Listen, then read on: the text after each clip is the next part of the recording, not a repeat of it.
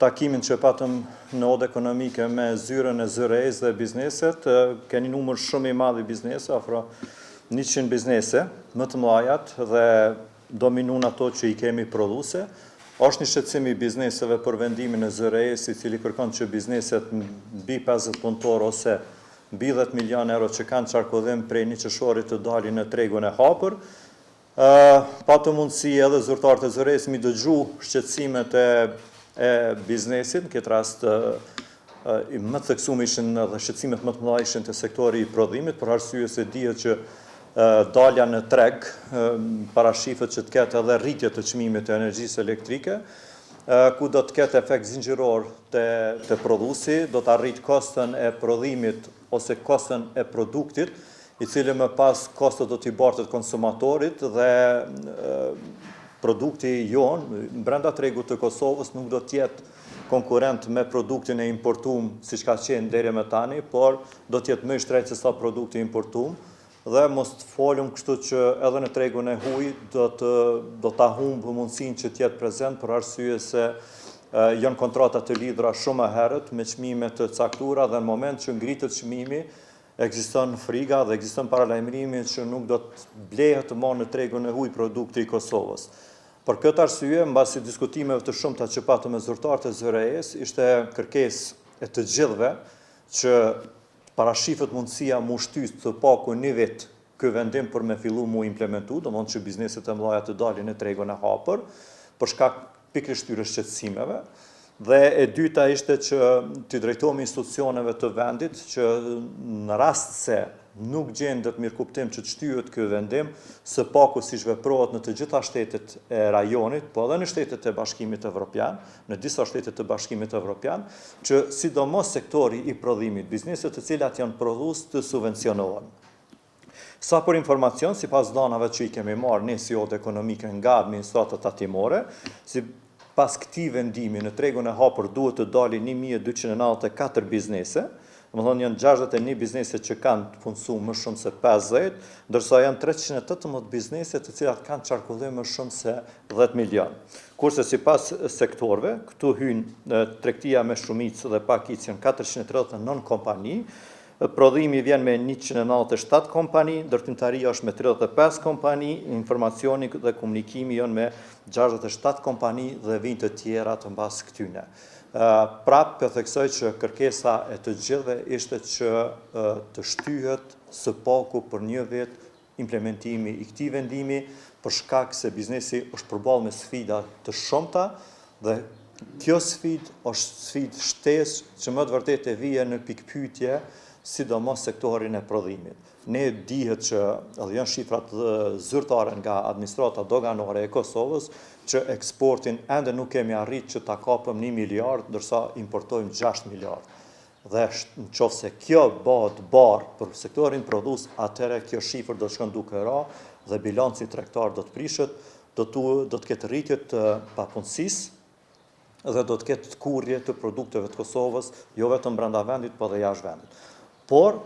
kjo do të kishte me pas efekt edhe te investimet e huaja, se dihet që energjia elektrike ose çmimi i energjisë elektrike është një ndër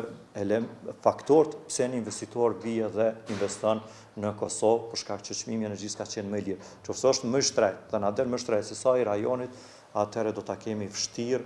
që përveç sfidave tjera, edhe me këtë sfidë si edhe investitorët e huaj. Për këtë arsye kërkesa e Odës Ekonomike të Kosovës, si zë i biznesit të Kosovës, është që ky vendim të shtyhet. Nuk jemi kundër vendimit, nuk jemi për mos me dalë në tregun e hapur, por nuk është momenti se ka qenë periudha shumë e shkurtë. Nuk ka pas një dialog publiko-privat një kohë më të madhe ose një kohë më të gjatë, në mënyrë që biznesi mu përgatit. Afati prej një viti do të jap mundësi biznesit që të përgatitet si në kontratat të reja që nënshkruan se bizneset e Kosovës kontratat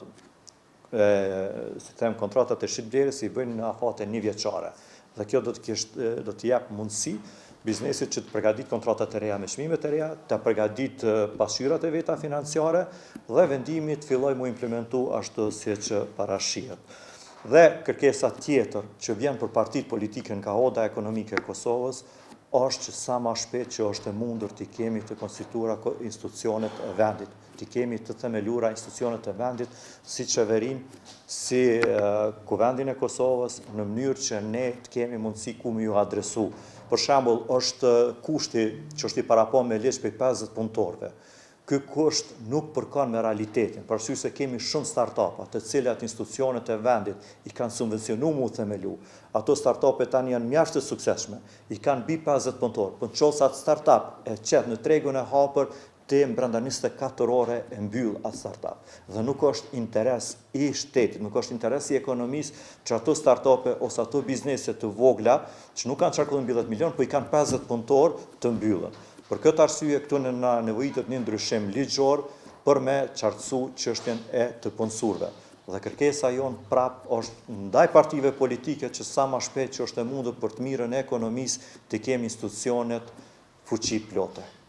Nga ona e zyrtarëve të ZRE-s, sot ishte kryetari i bordit, Imer Feyzullah, që e falenderoj për kohën edhe për mundësinë që ka gjetë me ardhur dhe